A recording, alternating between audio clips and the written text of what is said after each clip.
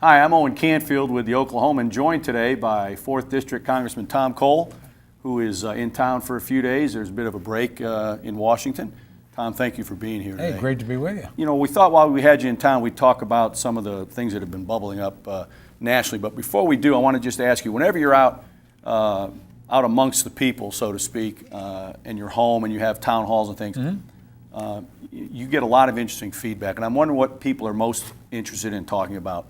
Well, they're right very now. concerned about the country. They really are concerned about the direction that we're moving in. A lot of questions about foreign policy and the economy.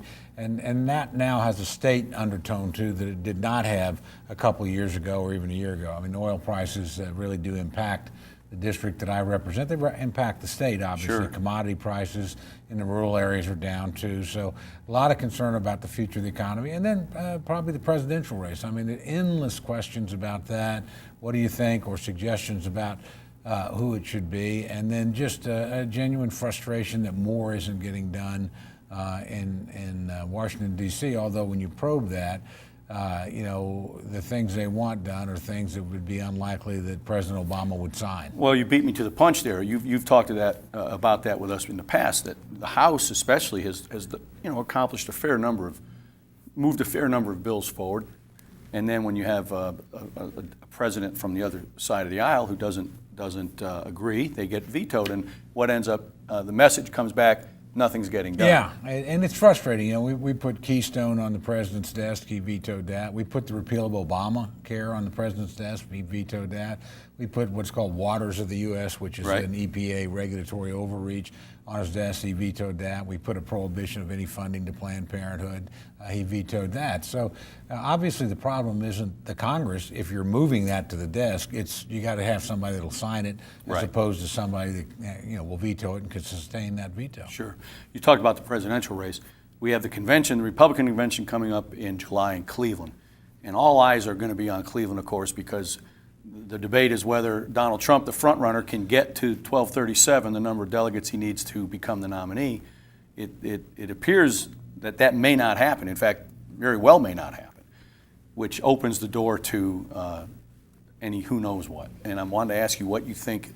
What kind of chaos are we in for in Cleveland if that is what transpires? Well, of course, I agree with you, by the way. This is the best chance for something like that to happen, a multi-ballot contested convention in my lifetime.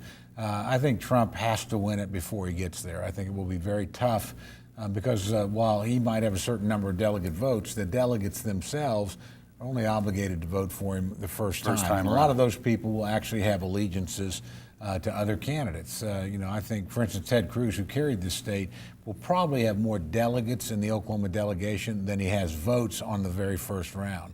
And that may be true of some of the other candidates as well, that Kasich that came on later or whatever. Right. But if Trump doesn't win it on the first round, then actually I think Cruz has a very good chance on a second or third ballot to win.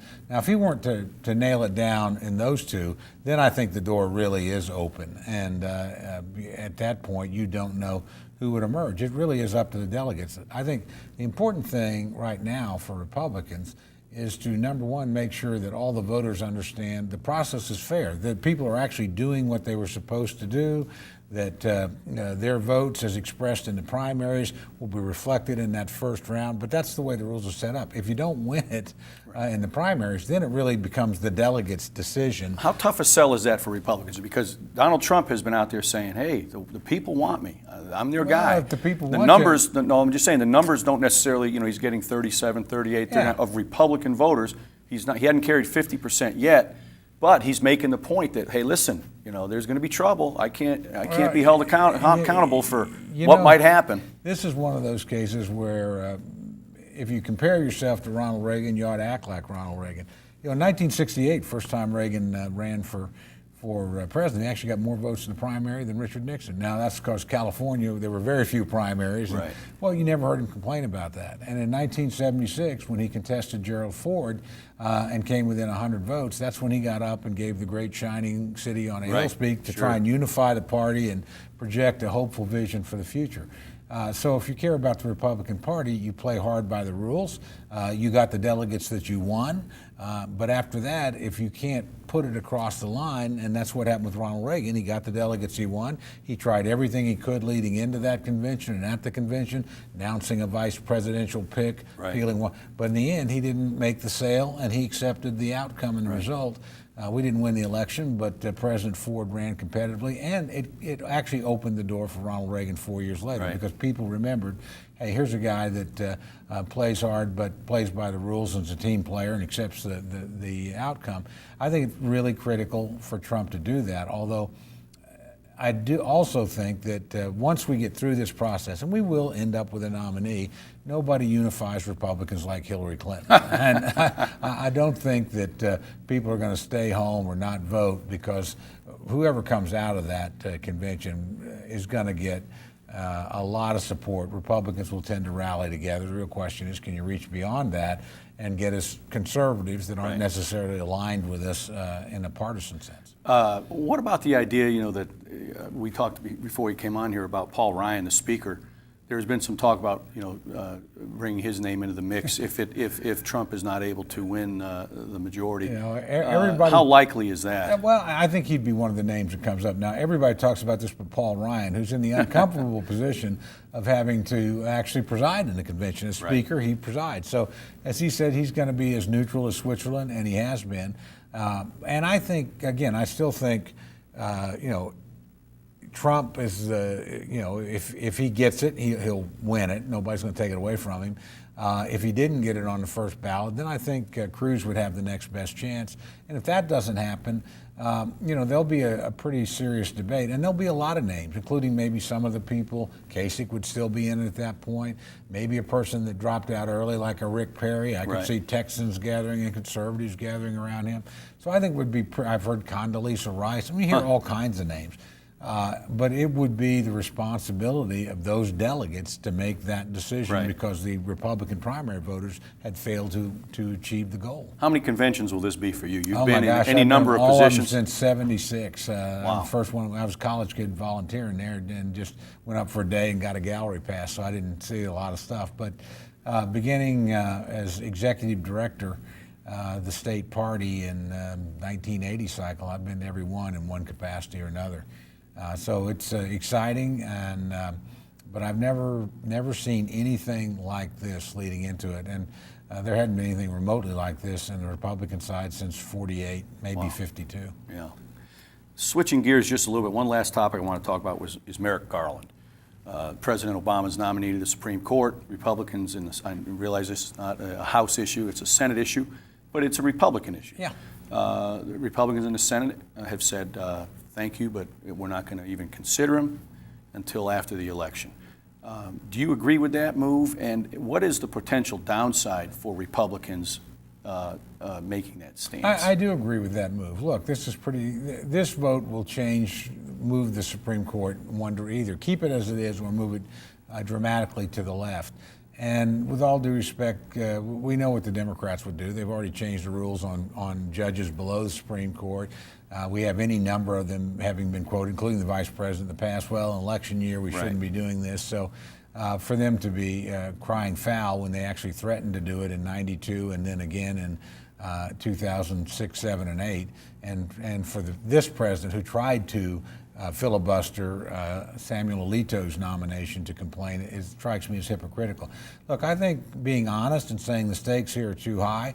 The president will have a new president. This will become a presidential issue. Let the American people make the call. I think Mitch McConnell did the right thing. And now, again, if they decide they want to meet with him, I think that's perfectly fine. If they decide they want hearings, it'd be up to them. But why put somebody through that if you know, look, we're not going to make this a decision of this consequence till later? Why go through a charade and be hypocritical? And I think they're actually trying to be, McConnell and the Republican majority in the Senate are trying to be honest with people. The stakes are too high. And I have to tell you, Republican voters would rebel. And they should, because they're not interested. They want to see who the next president is. They think they have a chance to win this, and they don't want to see the court shift. Even when you get past the election, and whoever wins will be thankful to Mitch McConnell, Democrat or Republican. Thank you for preserving my opportunity.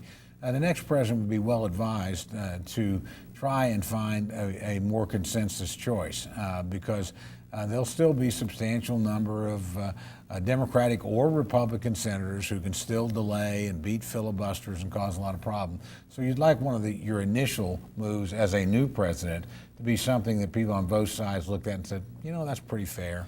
That's what I would expect. What about the argument that you might hear that says, wait, Republicans are really rolling the dice here because if Hillary Clinton, let's say, is the nominee and wins the Democratic, or wins the election in November, whoever she puts forward potentially could be, not quite as amenable as a guy like Merrick Garland. Look, and I don't want to say anything critical of Judge Garland. Everything I hear, he's a very fine man and a very respected judge. On the other hand, the National Rifle Association is already against him. The U.S. Chamber of Commerce has come out against him. So let's not live under the illusion that this is somehow a Justice Kennedy type pick. He is very clearly on the left, and these 4-4 decisions that people point to would all be 5-4 from my standpoint in the wrong direction. So the Republicans would say, why not take the chance? We know what we've got here. And while he might be judicious and thoughtful, he's not going to align with us very often on the issues. And why not let the American people take this into consideration as a factor when they choose the next president? I actually don't think you will be any worse off. I mean, your strength will depend on whether or not you've got the numbers on the other side of the election to still weigh in. Right. Now, a new president is always going to get some deference, and there's a little bit of a honeymoon even after a tough election for a new president. But look, these appointments are for a very long time, Sure. and in this case, change the direction of the court. So I think the Republican majority in the Senate is wise to do what they're doing, and I think they're actually doing everybody a favor by saying, look, we're not going to hold a bunch of charade hearings and drag out the clock and add to the dissolution. We're telling you what we're doing. We're telling you why we're going to do it, and we want to see what happens in the election. Obviously, we'll deal with whoever the new president picks. Tom Cole, thank you for being here today, and we invite you to follow Congressman Cole out of Washington with our man Chris Castile and here on NewsOK.